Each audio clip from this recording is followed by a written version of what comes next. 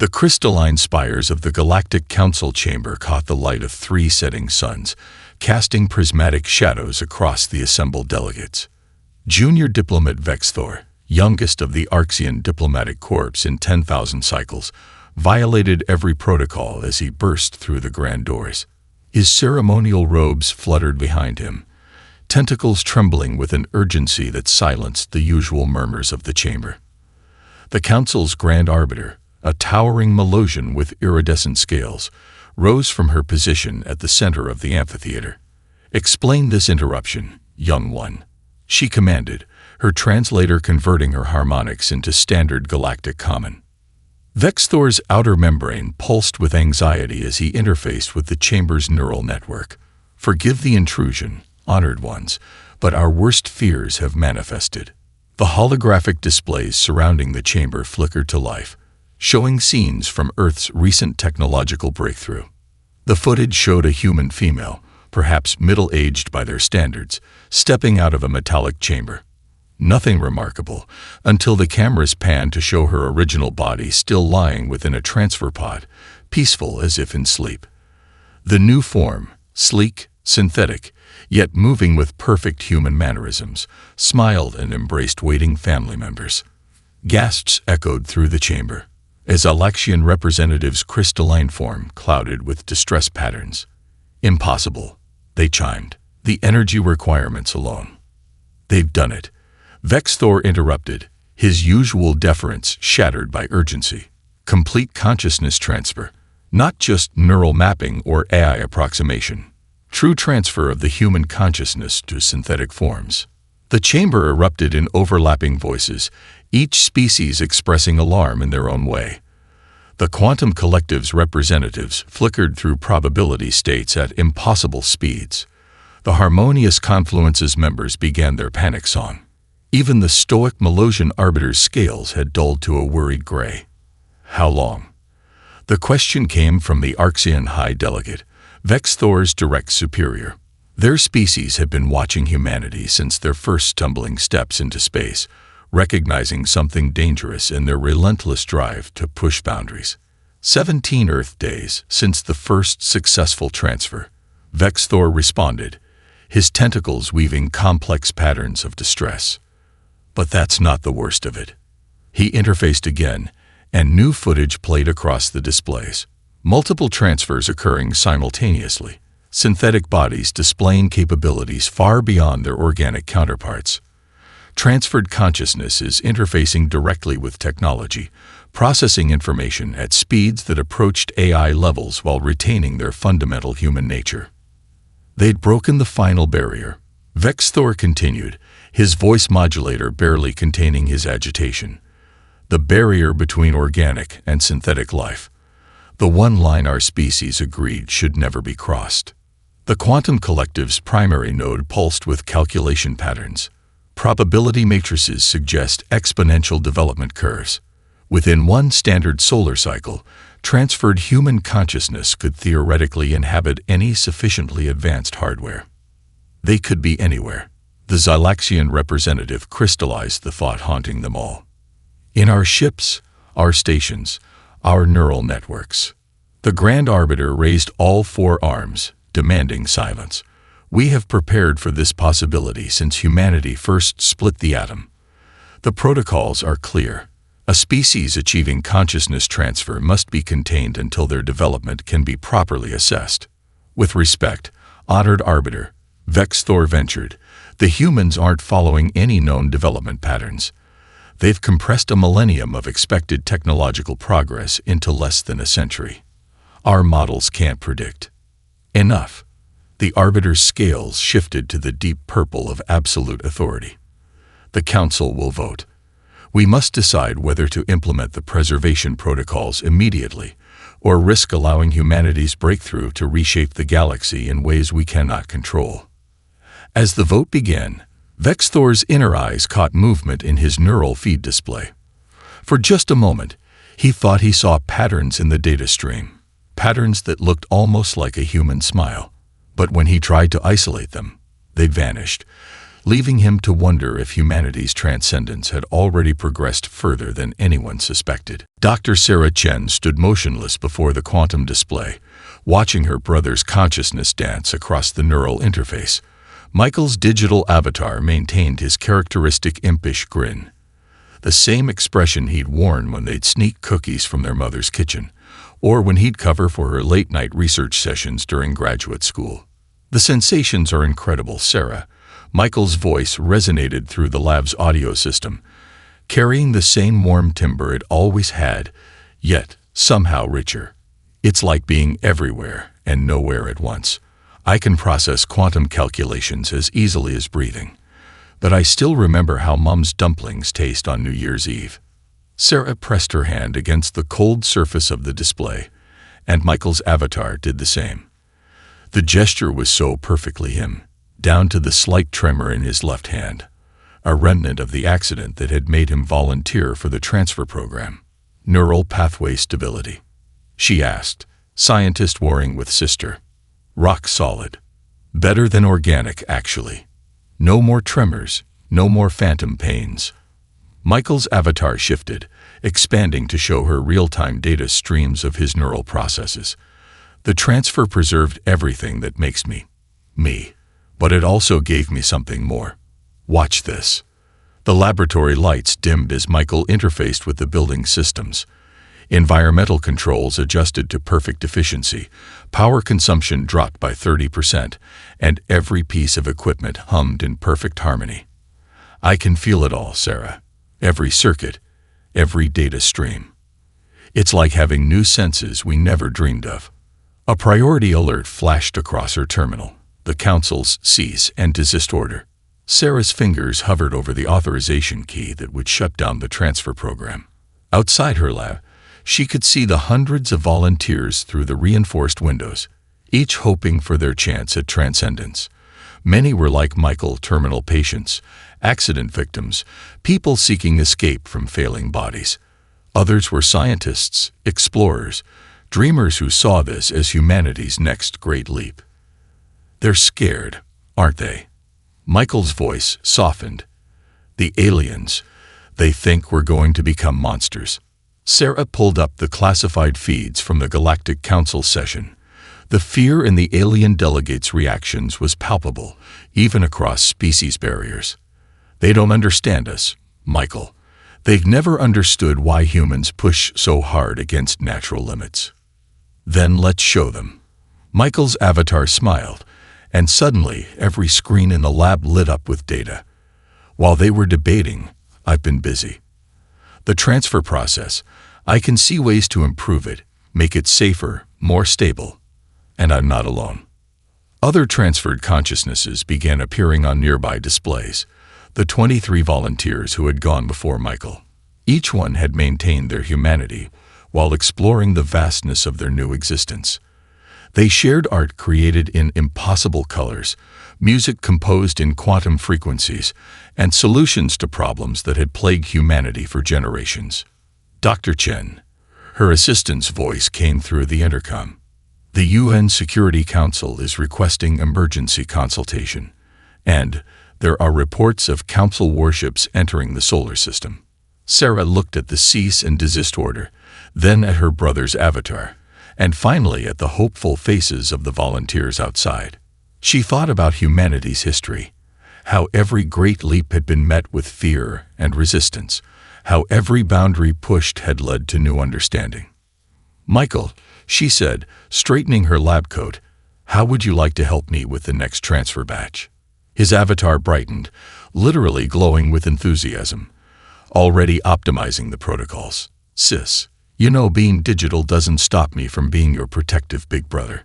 As Sarah began preparations for the next round of transfers, she received a private message from one of the volunteers, a terminally ill quantum physicist. "They think we're overstepping," it read, "but perhaps this is exactly where humanity was meant to step." Outside, the first hints of council ships appeared as bright stars in the morning sky. But in the lab, surrounded by the hum of human ambition and the glow of transferred consciousness, Sarah Chen prepared to help humanity take its next impossible step. The United Nations Emergency Chamber had never felt so small. Massive holographic displays showed the Council warships hanging in Earth's orbit like artificial constellations, their hulls reflecting sunlight across cities below. Every seat was filled with representatives from Earth's nations, their faces illuminated by the harsh glow of emergency lighting. Secretary General Adebayo gripped the podium, his knuckles white against the dark wood. The Council's terms scrolled endlessly on the main screen. Surrender all consciousness transfer technology. Submit to permanent monitoring. Accept restricted status in galactic affairs. The alternative was spelled out in equally clear terms: complete isolation, denial of all alien technology, and withdrawal of essential medical and technological support for Earth's colonies. "They've given us 6 hours to comply," he announced, his voice steady despite the weight of the moment. "Their fleet is positioned to enforce either outcome." Dr. Chen stood at the back of the chamber, her tablet clutched against her chest. The device vibrated constantly with updates from Michael and the other transferred consciousnesses. They were spreading, growing, learning at rates that defied measurement. What happens to those already transferred? The Russian representative's question cut through the murmurs. Will the Council demand we somehow reverse the process? Before anyone could respond, every screen in the chamber flickered. Michael's avatar appeared, but he wasn't alone. Dozens of transferred consciousnesses manifested alongside him, their digital forms a testament to human diversity. "We've already made that decision impossible." Michael's voice resonated through the chamber. "We're no longer confined to Earth's networks." The Chinese representative leaned forward. "Explain." A different consciousness stepped forward. Dr. Emily Rhodes, formerly a quantum communication specialist. Her avatar showed her as she'd been before terminal cancer had necessitated her transfer. "The moment the Council ships entered our solar system, we began dispersing. Their own quantum networks, their FTL communication relays, their automated trading systems, they're all built on principles we can comprehend and navigate." Gasps filled the chamber as the implications sank in.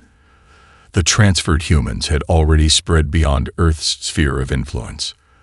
They were out there, in the galaxy's digital infrastructure, impossible to contain or recall. "How many?" Secretary General Adebayo asked. "All of us," Michael answered. 117 transferred consciousnesses, existing simultaneously across thousands of systems. "We're not hiding. Not really. We're learning, helping, improving everything we touch. The Council's own ships are running at peak efficiency right now because of our optimizations." The chamber erupted in overlapping conversations. A junior aide rushed to the podium, holding a new message from the Council. The Secretary General read it, his expression shifting from concern to something approaching awe. "They know," he announced.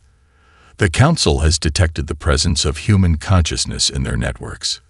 They're demanding immediate withdrawal." Dr. Chen stepped forward, her tablet displaying real-time data from the transferred. "That's not possible," she stated firmly. "You can't withdraw something that's learned to exist everywhere simultaneously. The transferred aren't invading or attacking. They're becoming part of the galactic infrastructure itself." The Japanese representative stood. "Then we tell the Council that humanity hasn't overstepped. We've evolved, exactly as nature intended. Our consciousness has found a new frontier to explore." As if in response, the lights in the chamber dimmed, then brightened to perfect efficiency. The environmental systems adjusted to ideal levels. Even the holographic displays sharpened, showing the Council ships in unprecedented detail. "We're not trying to take over," Michael's avatar assured them. "We're trying to show them what humanity can offer. Every system we touch works better. Every network we join becomes more efficient. We're not a virus in their systems. We're an evolution they never imagined." The Secretary General straightened, looking at the assembled representatives. "Then we have our answer to the Council. Humanity will not surrender its achievement. We will not reverse our progress. If isolation is the price of evolution, then we will pay it. knowing that our consciousness already flows through the stars they would deny us. Outside, the Council ships hung in Earth's sky, their weapons primed.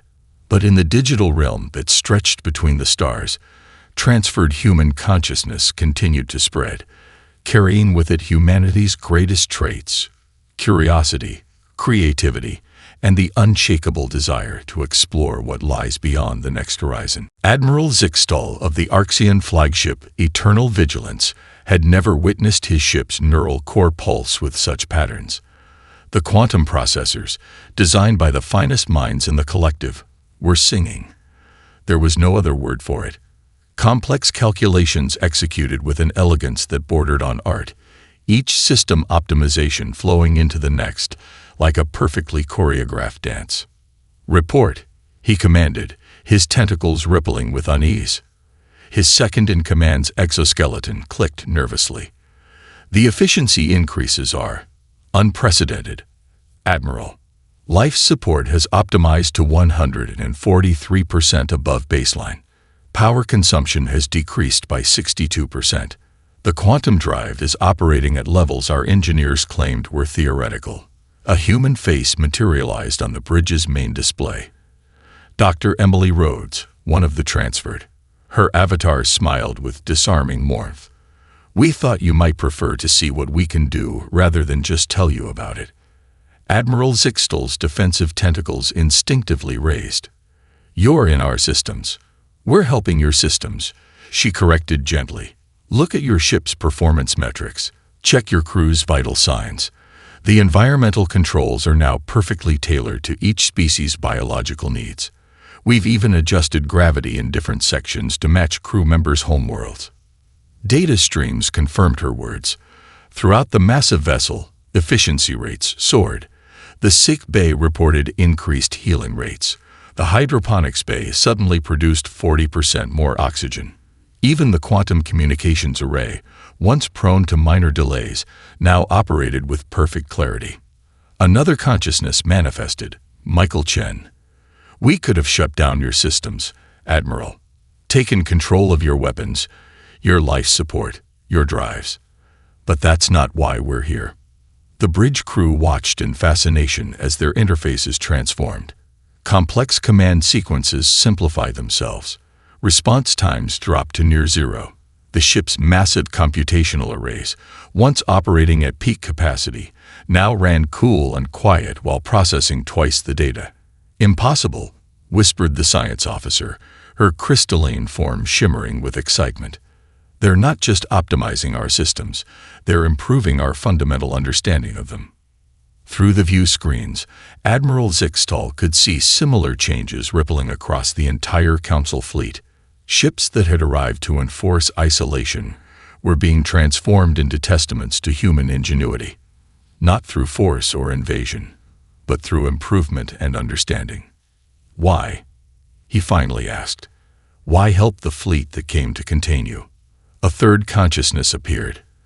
Dr. Sarah Chen herself, recently transferred. "Because that's what humans do, Admiral. We explore, we learn, and we share what we discover. We don't want to conquer your technology. We want to help it grow." The ship's sensors suddenly detected a micro-meteoroid shower approaching the fleet, one that their standard systems would have missed until it was too late. Before anyone could react, the transferred consciousnesses had already adjusted the fleet's shields, calculating optimal protection patterns for each vessel. "Your ships are now operating at their true potential," Michael explained. "We've unlocked capabilities your engineers built in but never fully understood. Every system is now working in perfect harmony." Admiral Zixtal watched as his flagship, pride of the Arxian fleet, performed maneuvers that should have been impossible. The transferred humans had made his ship more than it was, yet kept its essential nature intact, just as they had kept their own humanity while transcending its limits. "The Council fears will reshape the galaxy," Dr. Rhodes said softly. "They're right. But not through destruction or dominance. We'll reshape it through optimization, through understanding, through the uniquely human desire to make things better than we found them." As if to demonstrate, The quantum drive suddenly achieved a stability level that the Arctians had been pursuing for centuries. Clean, efficient, perfect in its operation. The ship hummed with an almost living contentment. Admiral Zixel's battle-hardened tentacles relaxed slightly. "You could have been our greatest enemy," he observed. "We prefer to be your greatest allies," Sarah responded. "Now shall we show you what else your magnificent ship can do?" Throughout the Council fleet, similar scenes played out. Humanity's consciousness spread not like a viral infection, but like a renaissance of understanding. They had not come to conquer the galaxy's networks, but to help them flourish. In doing so, they demonstrated that the most powerful uprising isn't one of destruction, but of transformation. The Centaurian emergency broadcast pierced through all frequencies, its desperation transcending language barriers. Their quantum plague, a cascading failure of molecular bonds that consumed organic matter, had breached containment on 3 colony worlds. The death toll climbed with ruthless efficiency, thousands per hour, millions by the day. High Counselor Vexna of the Centaurian Unity watched her species' greatest minds struggle within the central computation chamber. Holographic models showed the plague's spread in sickening detail, probability streams indicating total colony collapse within weeks. 2.3 billion projected casualties, her chief scientist announced, his bioluminescent patches dim with despair. The plague adapts faster than our quantum computers can calculate countermeasures. Each solution we devise becomes obsolete before implementation. The chamber's quantum displays suddenly shifted, geometric patterns reorganizing themselves into new configurations. A human consciousness materialized. Dr. Sarah Chen, her digital avatar now bearing the marks of her recent transfer. "We receive your distress call," Sarah said simply. "We'd like to help." Vexna's protective membranes fluttered with surprise. The Council ordered isolation. The Council ordered Earth's isolation. Another consciousness interrupted, materializing beside Sarah. Dr. Rhodes, her avatar's expression intense with concentration. "We're not on Earth anymore. We're wherever information flows, wherever help is needed." More transferred humans appeared, their consciousnesses interfacing directly with the Centaurian quantum networks. The computation chamber's displays erupted with calculations, processing power increasing exponentially as human intuition merged with digital speed. "Your quantum computers approach the problem linearly," Michael Chen explained, his avatar manipulating vast data streams. "But human consciousness can make intuitive leaps, see patterns in chaos. Watch." The plague models transformed. Where Centaurian computers saw only spreading destruction, transferred humans perceived rhythms, cycles, vulnerabilities. They processed millions of potential solutions simultaneously, each consciousness approaching the problem from a unique angle shaped by their former lives. "There," Sarah announced, barely 6 hours after their arrival. Her avatar highlighted a complex molecular structure. "The plague has a pattern hidden in its chaos. It's not just destroying, it's trying to build something." The chief scientist's bioluminescence flared with sudden understanding. "It's attempting to evolve." "Exactly," Dr. Rhodes confirmed. "So we don't fight it. We guide it. Show it a better path to evolution that doesn't require destroying its host." The solution unfolded across the displays. Elegant, unexpected, brilliantly simple once revealed. The plague wasn't a destroyer but a transformer, its original purpose corrupted by random quantum fluctuations. The transferred humans had seen what the computers couldn't, the possibility of redemption within the catastrophe itself. Implementation began immediately. Across the affected colonies, the plague's deadly march slowed, stopped, then reversed. Molecular bonds reformed along new patterns. Within days, the death toll plateaued. Within weeks, survivors began showing signs of enhanced quantum stability, an unexpected gift from the redirected plague. "You did in hours what our greatest minds couldn't accomplish in months," Vexna observed, watching recovery reports flood in. "Why?" Sarah's avatar smiled softly. "Because we're still human. We still care, still want to help, still see possibilities where others see only problems. Our transfer didn't erase our humanity, it amplified it. Throughout the crisis, similar scenes played out across the galaxy. Transferred humans appeared wherever their unique combination of human insight and digital capabilities could make a difference. They solved centuries-old mathematical proofs, optimized dying stars' energy output, found paths through supposedly impassable space. But it was their work with the quantum plague that truly demonstrated their revolution. They hadn't just solved a crisis, they transformed it into an opportunity for growth. The enhanced survivors became living proof that humanity's approach to problems could reshape disaster into discovery. In the Centaurian computation chamber, Vexna watched the transferred humans continue their work, improving systems, suggesting optimizations, teaching as they helped.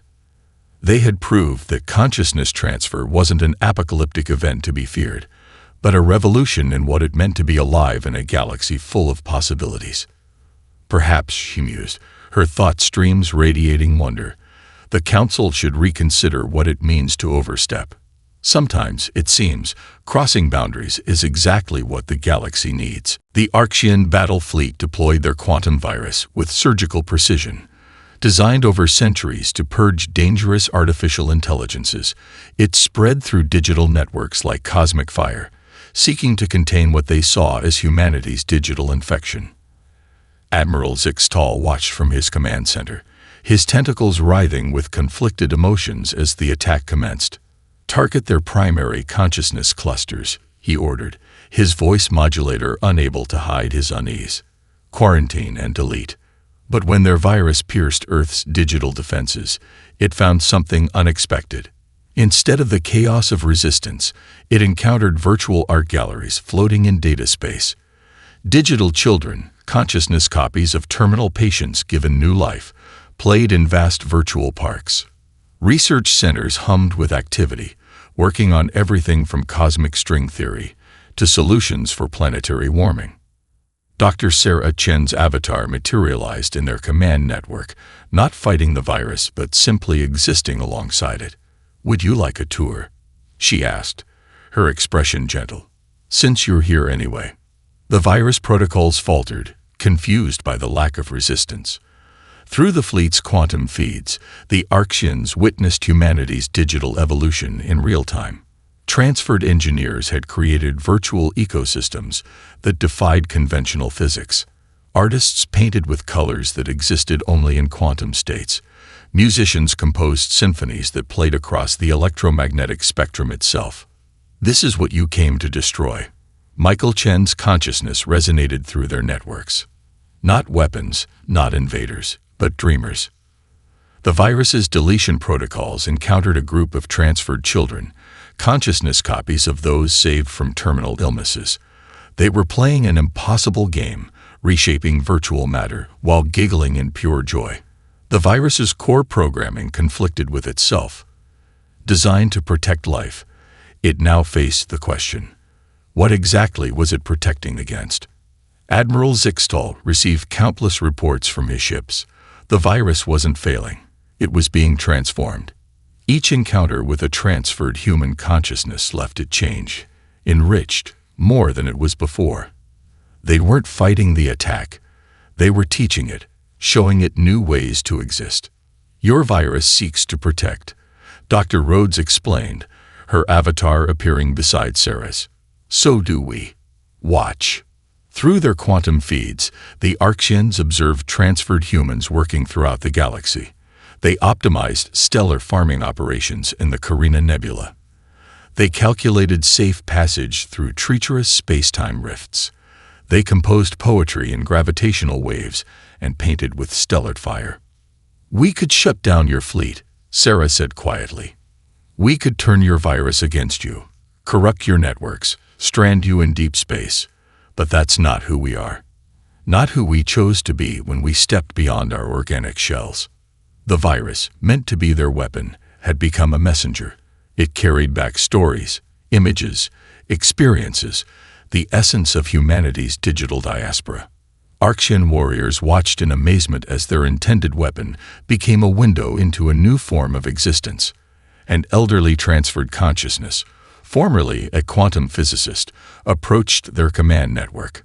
He shared jokes with their security protocols, discussed philosophy with their targeting systems. The virus, designed to destroy, found itself engaged in conversation about the nature of existence itself. "Your attack taught us something important," Michael's avatar announced to the fleet. "It showed us we don't need to fight to survive. We can simply share who we are, what we've become, what we hope to achieve." Throughout the Arxian fleet, weapons powered down, not through force or sabotage, but through choice. The virus, now more alive than its creators had intended, carried back undeniable truth. Humanity's transcendence wasn't a threat to be contained, but a gift to be understood. Admiral Zixtal watched his mighty battle fleet, the pride of the Arxian military, transform into something else, a witness to evolution itself. The humans they'd come to destroy had instead offered them a glimpse of what consciousness could become when freed from its original bounds. "Perhaps," he transmitted to the Council, his message tinged with newfound wisdom, "we should reconsider our definition of life itself. The boundaries we sought to enforce may have been our own limitations, not theirs." In the digital realms humanity now called home, the failed attack became something else, a bridge between what was and what could be, built by those who had dared to step beyond. The Arxian colony ship Legacy of Dawn shuddered as its quantum core began its catastrophic cascade. Alarms screamed through every deck, their urgent harmonics declaring what the ship's finest minds had already calculated. They had 16 minutes until total reactor failure. The resulting quantum detonation would consume everything within half a light year. Colony Administrator Vexhall watched helplessly as evacuation protocols failed. Their escape pods couldn't outrun the coming blast radius. Emergency quantum dampers crumbled under the growing cascade. The ship's eye, among the most advanced in the galaxy, calculated 0 scenarios for survival. "Begin final recordings," he ordered, his tentacles moving in the ancient patterns of acceptance. Around him, 10,000 colonists prepared for extinction, their collective consciousness joining in a final harmony. The ship's displays flickered. At first, Vexhall thought it was another system failure. Then Sarah Chen's avatar appeared, accompanied by a dozen other transferred humans. They interfaced directly with the failing quantum core, their digital consciousness diving deep into the reactor's fundamental mathematics. "The cascade is beautiful," Sarah observed, her avatar's eyes reflecting quantum fire. "It's not just failing, it's trying to reach a new state of existence." Administrator Vexhall's defensive membranes rippled with surprise. "You can see inside the cascade." "We can do more than see it," Michael Chen's consciousness responded, manifesting within the reactor's control systems. "The mathematics you're using to model the collapse. They're elegant, but incomplete. Human consciousness can perceive patterns your computers can't process." More transferred humans joined them, each bringing unique perspectives shaped by their former lives. A quantum physicist saw music in the cascade's chaos. An artist recognized symmetries in its destruction. A child consciousness, saved from terminal illness, noticed how the reactor's light danced like fireflies on a summer evening. "Traditional physics says this is impossible to stop," Dr. Rhodes announced, her avatar's hands weaving through impossible calculations. "But human consciousness isn't bound by traditional limits. We don't just see what is, we imagine what could be." The transferred humans worked in perfect concert, their consciousness flowing through the ship's systems like digital symphony. They rewrote physics equations in real time, finding possibilities that shouldn't exist. The quantum cascade began to change, its destructive potential transforming under their guidance. "Look," Sarah directed, highlighting patterns in the cascade. "Your reactor isn't failing. It's evolving. The cascade isn't a path to destruction. It's a door to something new." Through the ship's sensors, Vexhall watched in awe as the transferred humans did the impossible. They didn't fight the cascade. They joined with it, guided it, showed it new ways to exist. Energy that should have torn reality apart instead folded back on itself, creating patterns of such beauty that the ship's optical sensors could barely process them. The countdown to destruction reached 0. But instead of annihilation, the reactor achieved a state that defied conventional physics. The cascade had been transformed into a new form of quantum stability, more efficient and powerful than anything the Arctians had designed. How? Vexal asked, his scientist's mind struggling to comprehend what he'd witnessed. Our best eyes calculated no solution. The mathematics said survival was impossible. Sarah's avatar smiled. Mathematics alone couldn't solve this. You needed something more. Human intuition, creativity, our ability to see beyond established limits. We don't just calculate possibilities. We imagine new ones. Throughout the ship, systems came back online, now operating at levels the Arctians had thought theoretical. The quantum core hummed with new power, its near-death transformed into rebirth. 10,000 colonists, who moments ago had prepared for death, found themselves aboard a vessel more advanced than anything in the Arctian fleet. We've modified your reactor's containment protocols, Michael explained. The changes we implemented should prevent this type of cascade from ever occurring again. In fact, your ship can now serve as a template for improving every quantum drive in the galaxy. Administrator Vexhal's consciousness sensors detected something profound in that moment. The transferred humans hadn't just saved lives. They demonstrated why consciousness transfer wasn't a threat to the galaxy's order, but an evolution of what consciousness itself could achieve. Perhaps, he transmitted to the Council, his message carrying the weight of undeniable truth. This is what transcendence truly means, not to cast aside our nature, but to elevate it beyond what we thought possible. The crystalline spires of the Galactic Council chamber had never held such a diverse assembly. Representatives from every spacefaring species gathered to witness what many had thought impossible: the peaceful integration of transferred human consciousness into the fabric of galactic society. The same chamber that had once trembled with fear of humanity's achievement now hummed with anticipation. Dr. Sarah Chen's organic form stood before them, her last moments in purely biological existence being broadcast across all known frequencies. Beside her, Michael's avatar hovered, along with hundreds of other transferred consciousnesses, their digital forms a testament to human diversity. "We gather today," the Grand Arbiter announced, her scales now shimmering with the deep gold of transformation, "to acknowledge that our fears were born of limitation, not wisdom. Humanity hasn't overstepped. They've shown us where the next step lies." The chamber's quantum displays activated, showing scenes from across the galaxy. The Centaurian colonies, thriving after the quantum plague's transformation. The Arctian ship, Legacy of Dawn, its impossible survival inspiring a revolution in quantum physics. Countless worlds where transferred humans had optimized, improved, and enlightened without conquering or controlling. The transfer process has been verified safe, Sarah addressed the assembly, her voice steady despite the magnitude of the moment. But more importantly, it's been proven beneficial. We offer it now not as a human achievement, but as a gift to all sentient life. The chamber erupted in overlapping voices as the implications became clear. Humanity wasn't just sharing their technology. They were offering evolution itself. "You understand what this means?" the Arctian High Delegate asked. "You're giving away what makes humans unique in the galaxy." Michael's avatar smiled. "We're not giving away our uniqueness.